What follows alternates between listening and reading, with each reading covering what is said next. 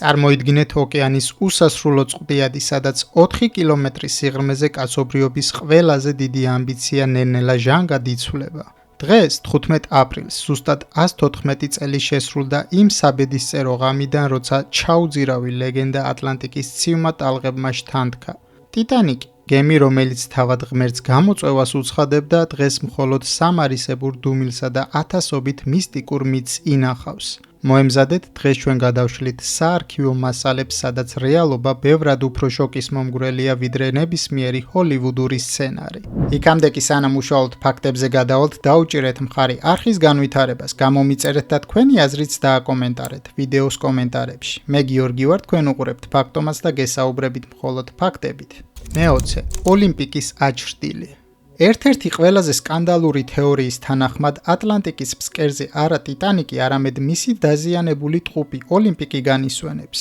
ვარაუდობდნენ, რომ კომპანიამ გემებს სახელები სადაზღვევო თაღლითობის გამო გადაარქვა. თუმცა ოკეანის სიღრმეში ჩატარებულმა ექსპედიციებმა ეს მითი საბოლოოდ გაანადგურა. გემის პროპელერებსა და სხვადასხვა დეტალებზე ნაპოვნია უნიკალური სერიული ნომერი 401, რომელიც ექსკლუზიურად ტიტანიკისთვის იყო მინიჭებული. ოლიმპიკის ნომერი კი 400 იყო. ფიზიკური მტკიცებულებები ადასტურებს, რომ ოკეანის ფსკერზე სწორედ ლეგენდარული ლაინერი განისვენებს. მე-19 მილიარდერის ინტუიცია.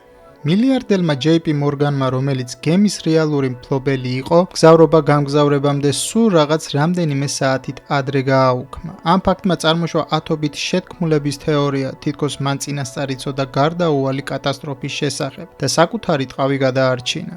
სინამდვილეში ისტორიული დოკუმენტები და საარქივო ჩანაწერები აჩვენებს, რომ მორგანს საფრანგეთში სასწრაფო ბიზნეს შეხვედრები ჰქონდა დაგეგმილი ხელოვნების ნიმუშების შესაძენად. მისი გადაწყვეტილება ნაკარნახევი იყო ჩვეულებრივი ეკონომიკური ინტერესებით და არა რაიმე სახის წინასწარმეტყველებით ან ბოროტი განზრახვით. მე-18 ეკონომიკური მკვლელობა. არსებობს მოსაზრება, რომ ტიტანიკი განგებ ჩაძირეს იმ მილიონრების მოსაცილებლად, რომლებიც აშშ-ს ფედერალურ რეზერვის შექმნას ეწინააღმდეგებოდნენ. მსხვერპლთა შორის მართლაც იყვნენ ისეთი გიგანტები, როგორებიც ასტორი და გუგენჰაიმი იყვნენ. თუმცა ამ თეორიას აკლია ლოგიკური საფუძველი. იმ დროს ფედერალური რეზერვის შექმნის პროცესი უკვე შეუქცევადი იყო და ამ ადამიანების სიკვდილს პოლიტიკურ სცენაზე რადიკალური ცვლილებები არ გამოუწვევია. გარდა ამისა, ასეთი მასშტაბური მკვლელობის დაგეგმა აისბერგის იმედად, რომელიც შემთხვევითობაზეა დამოკიდებული, პრაქტიკულად შეუძლებელია. მე-17 ფარაონის წყევლა. ლეგენდა ამბობს, რომ გემის სატვირთო განყოფილებაში ამონ-რას პრინცესას დაწყევლილი მუმია ინახებოდა, რამაც ტექნიკის მწყობრიდან გამოსვლა და კატასტროფა გამოიწვია. ეს ისტორია კატასტროფის შემდეგ ყვითელმა პრესამ აიტაცა სენსაციისთვის. რეალობა კი ისაა, რომ ტიტანიკის ტვირთის ოფიციალურ დეკლარაციაში მსგავსი არტეფაქტი საერთოდ არ ფიქსირდება. მუმია, რომელზეც ლეგენდა მიუთითებს, იმ პერიოდში ბრიტანეთის მუზეუმში უსაფრთხოდ ინახებოდა და მას ლონდონი არასდროს დაუტოვებია. მისტიკური წყევლა მხოლოდ ხალხის ფანტაზიის ნაყოფია, რომელსაც სურდა ტრაგედიისთვის ირაციონალური ახსნა მოეძებნა. მე-16 სიჩუმე ჰორიზონტზე. გემი კალიფორნიელი კატასტროფის ღამეს ტიტანიკიდან სულ რაღაც 15-20 მილის დაშორებით იმყოფებოდა. მისმა ეკიპაჟმა საკუთარი თვალით დაინახა თეთრი მაშხალები ცაში, რაც საზღვაო ენაზე დახმარების უპირობო სიგნალია. თუმცა კაპიტანმა ლორდმა ჩათვალა, რომ ეს უბრალოდ სადღესასწაულო ფეიერვერკი იყო. რადიო ოპერატორს კი ეძინა და ტიტანიკის სასოწარკვეთილი შეტყობინებები ვერ მიიღო. ოფიციალურმა გამოძიებამ დაადასტურა, რომ კალიფორნიელს შეეძლო ასობით ადამიანის გადარჩენა. დროულად რომ დაზრულიყო ადგილიდან. ეს იყო კაცობრიობის ისტორიაში ერთ-ერთი ყველაზე ტრაგიკული გულგრილობის ფაქტი. მე-15 ცეცხლი კორპუსში. ცოტამ თუ იცის, რომ ტიტანიკი ჯერ კიდევ საუთჰემპტონის პორტიდან გასვლამდე იწვოდა. ქვანახშირის ერთ-ერთ საცავში ხანძარი გაჩნდა, რომელსაც ეკიპაჟი რამდენიმე დღის განმავლობაში უშედეგოდ ებრძოდა. მაღალმა ტემპერატურამ, რომელიც 1000 გრადუსს აღწევდა, ფოლადის კორპუსი საგრძნობლად დაასუსტა და გაყადა მყიფე. ბედის ირონიით, აისბერგმა გემს დაარტყა ზუსტად იმ წერტილში, სადაც მეტალი ცეცხლისგან იყო გამოფიტული. ხანძარი არ ყოფილა ჩაძირვის პირდაპირი მიზეზი, მაგრამ მან გადამწყვეტი როლი ითამაშა იმაში, რომ გემის კორპუსმა ვერ გაუძლო შეჯახებას და სათამაშოსავით გაიხა. მე-14 საბედისწერო გასაღები. ტიტანიკის მზვერავებს აისბერგის დასანახად ბინოკლები არ ჰქონდათ. მიზეზი კი თითქმის წარმოუდგენელი დაუდევრობაა. ბინოკლების სეიფის გასაღები ოფიცერ დევიდ ბლერს შემთხვევით ჯიბეში დარჩა, როცა ის ბოლო წამს გემიდან ჩამოხსნეს და სხვა ოფიცერით ჩაანაცვლეს. ბინოკლების გარეშე ეკიპაჟმა გიგანტური ყინულის მთა მხოლოდ მაშინ შეამჩნია, როცა ის უკვე კრიტიკულად ახლოს იყო. მიუხედავად იმისა, ოკეანოგრაფები მიიჩნევენ, რომ იმ ღამეს წყლის ზედაპირი იმდენად მშვიდი იყო, რომ აისბერგის ძირში ტალღების არარსებობის გამო ბინოკლებიც კი ვერ უზრუნველყოფდა საფრთხის დროულად აღმოჩენას. მე-13 ოკეანის გული. ჯეიმს კამერონის ფილმში ნაჩვენები ლეგენდარული ლურჯი ალმასი ოკეანის გულის სრული ფიქცია და ის სპეციალურად სცენარისთვის შეიქმნა, თუმცა ამ ლეგენდას რეალური ისტორიული პროტოტიპი ჰყავს. ბორტზე მყოფ მგზავრ კეით ფლორენს თავისმა შეყვარებულმა საფირონის ყელსაბა მიაჯუկა, რომელიც ფარული სიყვარულის სიმბოლო იყო. კეიტი გადარჩა, მისი საყვარელი მამაკაცი კი ოკეანემ წაიღო. სწორედ ეს ტრაგიკული დეტალი გახდა ჰოლივუდური მითის ინსპირაცია. რეალური ყელსაბამი კი ოკეანის გულისგან განსხვავებით მისტიკურ ძალას არ ფლობდა, ის მხოლოდ ტრაგიკული სიყვარულის მტკიცებულება იყო. მე-12 მათემატიკას სიკვდილის წინააღმდეგ. რატომ ჰქონდა მსოფლიოს უდიდეს გემს მხოლოდ 20 სამაშველო ნავი? პასუხი იმაზე ცინიკურია, ვიდრე წარმოგიდგენიათ. კომპანია White Star Line-მა კანონი ფორმალურად დაიცვა. იმდროინდელი წესებით ნავების რაოდენობა გემის წონაზე იყო დამოკიდებული და არა მგზავრების რიცხვზე. დამატებითი ნავების განთავსებაზე უარი თქვეს, რადგან ისინი გემბანზე ადგილს დაიკავებდნენ და პირველი კლასის მგზავრებს ოკეანის ხეთს გაუფუჭებდნენ. ამ ესთეტიკურმა გადაწყვეტილებამ 1500-ზე მეტი ადამიანის სიცოცხლე შეიწირა. ტრაგედიის შემდეგ საზღვაო კანონმდებლობა რადიკალურად შეიცვალა და ნავების რაოდენობა მგზავრთა ტევადობის მიხედვით განისაზღვრა. მე-11 უძლეველი მოლი. მარგარეტ ბრაუნი, რომელიც ისტორიაში უძლეველი მოლის სახელით შევიდა, ტიტანიკის ერთ-ერთი ყველაზე მამაცი მგზავრი იყო. როდესაც ის მე-6 სამაშველო ნავში აღმოჩნდა, მან უარი თქვა უმოქმედობაზე. მოლი პირადად უსვამდა ნიჩვებს და აიძულა ნავის უფროსი უკან დაბრუნებულიყვნენ და წყალში მყოფი ადამიანები გადაერჩინათ. მისი გმირობა არ დასრულებულა ოკეანეში. გადარჩენის შემდეგ მან დააარსა ფონდი დაზარალებულთა დასახმარებლად. მოლი ბრაუნის ისტორია არის ცოცხალი მაგალითი იმისა, რომ სიმდიდრე ადამიანობას არ განსაზღვრავს და ნამდვილი ლიდერობა ყველაზე კრიტიკულ მომენტში ვლინდება. მე-10 ორკესტრის სიმფონია. ერთ-ერთი ყველაზე ემოციური და დადასტურებული ფაქტია ორკესტრის ქცევა ჩაძირვისას. 8 მუსიკოსი ულას ჰარტლის ხელმძღვანელობით გემბანზე განთავსდა და დაკვრა დაიწყო მაშინ, როცა გარშემო ქაოსი და პანიკა მეფობდა. მათ იცოდნენ, რომ ნავებში მათთვის ადგილი არ იყო, თუმცა გადაწყვიტეს ბოლო წუთამდე შეესრულებინათ მუსიკა ხალხის დასამშვიდებლად. თვითმხილველთა ჩვენებით მათი ბოლო ჰანგები იყო ჰიმნი უფალო შენთან უფრო ახლოს.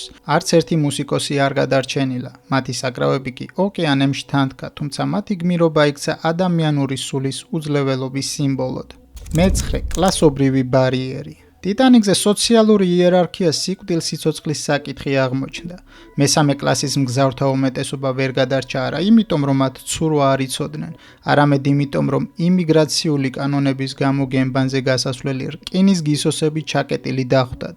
ეკიპაჟი ცდილობდა დაეცვა წესები, რომლის მიხედვითაც მე-3 კლასის მგზავრები იზოლირებულნი უნდა ყოფილიყვნენ დაავადებების თავიდან ასაცილებლად. როცა სიტუაცია კონტროლიდან გამოვიდა, ბევრი მათგანი უბრალოდ ვერ ამოვიდა ზედა სართულზე. ეს იყო სისტემური დანაშაული, რომელმაც აჩვენა, რომ იმ ეპოქაში ღარიბი ადამიანის სიცოცხლე ნაკლებად ფასობდა. მე-8 კაპიტნის ბოლო ბრძანება. ედუარდ ჯონ სმიტი გამოცდილი კაპიტანი იყო, თუმცა იმ ღამეს მან რამდენიმე საბედისწერო შეცდომა დაუშვა. მან მიიღო 7 რადიოგრამა აისბერგების შესახებ, მაგრამ გემის სიჩქარე არ შეამცირა, რადგან სურდა რეკორდულ დროში ჩასულიყო ნიუ-იორკში.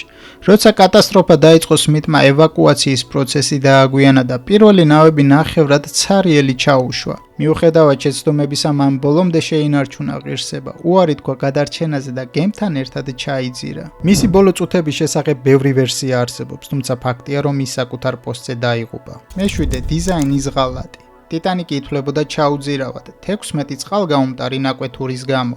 თუმცა ინჟინრება დაუშვეს კრიტიკული ხარვეზე. ამ ნაკვეთურების გამყოფი კედლები ზემოდან ღია იყო.